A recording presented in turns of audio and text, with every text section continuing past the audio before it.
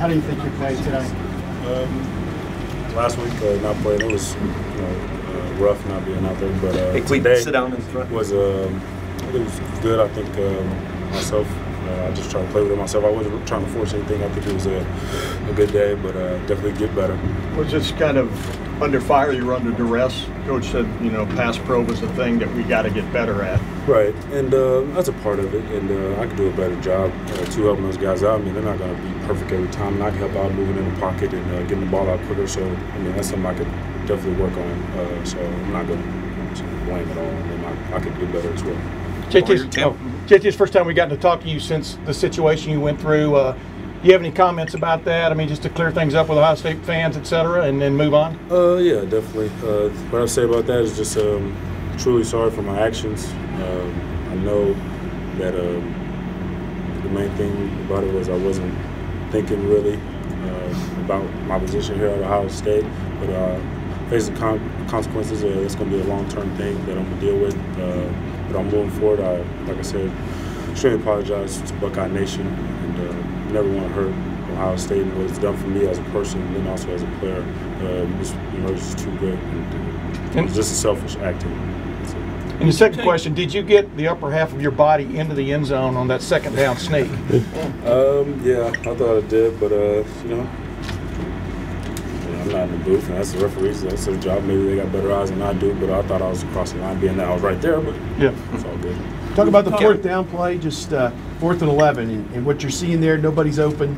Scrambled. The whole left side was wide open. What'd you see? I felt like they draw back in coverage about 4-man rush, and with that, they like to twist the D line up front, and I feel like that's what they did. And then I just got a little open to my left, and I was just looking downfield. I was trying to hit somebody downfield, definitely pass first, and then I remember it was 4th down, so make sure you get the first down, get out of bounds, being that it was 2 minutes. But no, it was just good play.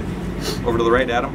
JT, where do you think the team is entering this stretch that everyone looked at before the year with Michigan State coming up followed by what happens after that? Say it again. Where do you think the team is entering this stretch of the season?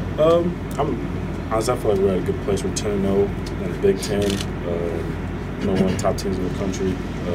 Now I consider 10-0. So with that, I feel like we're at a good place. And the greatest thing about it, you don't have to be your best right now.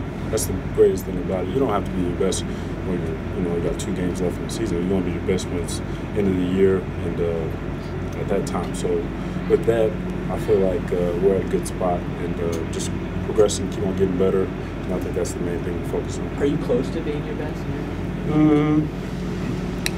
No, I don't think so. I think we always at Ohio State we were very critical on ourselves, and I think we have some stuff we can get better on both sides of the ball. I think maybe we can get not a lot better, but I think we definitely get better. So I wouldn't say we're close. Really. A couple more questions, Kevin. JT, how important is it to have a guy like Ezekiel that you can always just count on to get 5 yards when you need it for the offense when you guys are struggling a little bit like you were today? Boy, Zeke is something else, ain't he? I mean, like you said, it's just run plays. A positive run play is 4 yards. So when he's popping out 6, 8, 9 yards on first, second down, that's what you love in running back. And he also, when I scored on, you see the block he threw.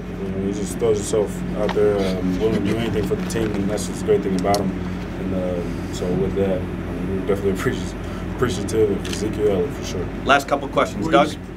JT, if the pass game plays like it did today in protection, receivers, and you, is that good enough to beat Michigan State, or do you have to be better?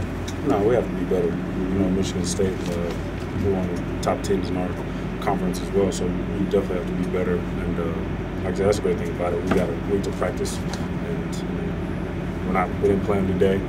And so with that, we got time to prepare and game plan and things like that. So we'll be better when it comes Saturday.